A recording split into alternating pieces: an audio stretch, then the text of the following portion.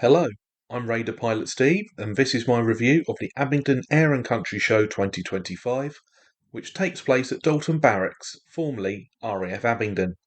This year marks the 25th anniversary of the show, which began in 2000 as the Abingdon Fair. The show in recent years has dealt with several issues that have impacted it, the most recent of which was the airfield's military certification having lapsed, which means civilian-owned aircraft are not permitted to land. This means no fly-in and a very limited static display, reduced to military assets and aircraft arriving by road. There was an upside with the reshuffling of the show, as it coincided with the King's birthday flypast, which allowed several of these flypast elements to appear at the show as part of the small but top quality flying programme. The weather was sunny with a lot of clouds in the blue sky. Despite the lack of static participants, the Royal Air Force dominated the airfield with one of their Boeing C-17A Globemaster IIIs from No. 99 Squadron based at nearby RAF Brize Norton. The giant transport aircraft landed after its flypast slot. The Buccaneer Aviation Group brought over their Blackburn Buccaneer S2B cockpit, which visitors could sit in. There was also a Hawker Hurricane Mark I replica on display, which was painted in the colours of an aircraft flown by Squadron Leader Robert Bob Tuck, a prominent flying ace during the Battle of Britain. Gliders made up the remainder of the static exhibits, including a Glacier KA-6, which is owned by Kevin Hale. The Air Cadet Historic Flight also participated with two of their historic gliders, a Slingsby T-7 Kirby Cadet TX-3 and a Slingsby T-38 Grasshopper TX-1.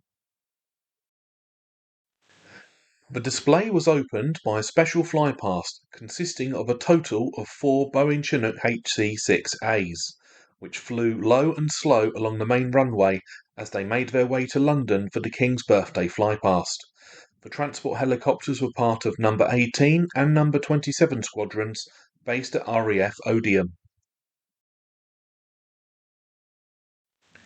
After a lengthy wait, the next element of the flying display arrived in the form of the Battle of Britain Memorial Flight's Avro Lancaster B1, which gave a full solo display. The 2025 season also marks the 80th anniversary of this particular Lancaster, PA-474. Next came further aircraft from the King's birthday flypast, courtesy of the Royal Air Force, starting with a slow flypast from an Airbus A400M Atlas C1 from No. 70 Squadron, with its rear ramp open. Coming in from the opposite direction was a Boeing C-17A Globemaster III from No. 99 Squadron, which entered the circuit to land and became part of the static display.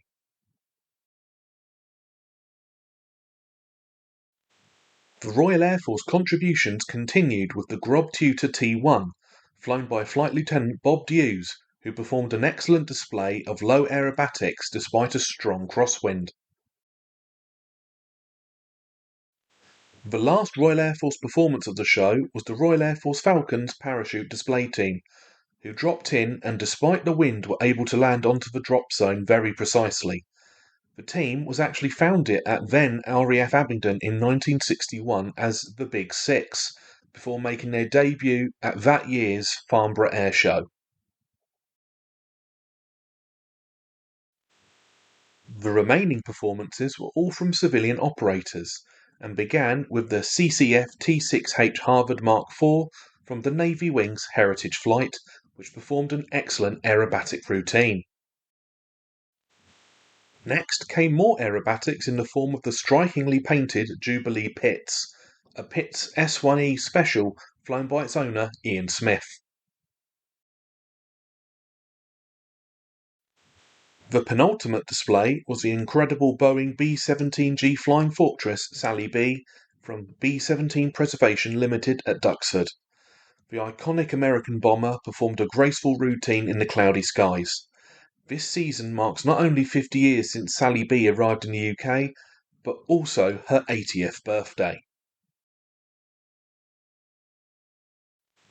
The show was closed by the Gazelle Squadron, who are based at nearby Wantage.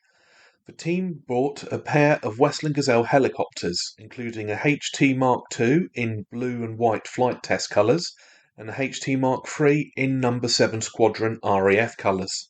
The player flew a very entertaining display with perfect synchronisation and was reminiscent of the old display teams from various air arms that used the Gazelle as a mount. With the flying concluded, the Royal Air Force had one last hurrah with the noisy departure of their Boeing C-17A Globemaster III. In conclusion, the flying display was indeed a high-quality affair, with the Royal Air Force contributions being particularly excellent. I really enjoyed the formation of Boeing Chinooks and the two iconic bombers of the Second World War era. The minimal static display is unfortunate, as is the lack of a fly-in element, and I hope that these are able to return in the future. If you wish to see more of my photos from this event and others, I've linked my Flickr page in the description below. My next show will be the Duxford Summer Air Show. I hope you enjoyed this video. Please like and subscribe, and I hope you join me in the next one. Bye.